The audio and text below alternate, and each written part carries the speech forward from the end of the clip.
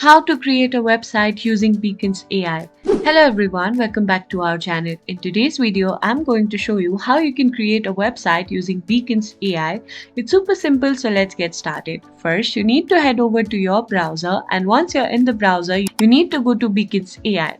Now that you're here, make sure that you're logged in. Now from here, you need to click on New Website. Now, this is going to show you lots of website template here. You can choose any. I'll be choosing digital marketing over here. Now you can simply go ahead and click on Use Template. Here you can go ahead and customize this website as per you want. Now once you're here, you can make the adjustment if you want. Here you can change the heading if you want. I'll be changing my heading to How to Learn Digital Marketing in Just 30 Days.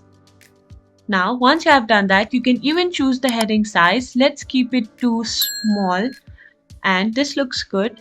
Once you're here, you can even change the subheading if you want. If you want to keep the subheading size medium, you can keep it to medium, or you can even change it to small. You can even change the button text if you want. If you want to change the background image, you can simply click on the image option over here, and from here you can go ahead and upload an image.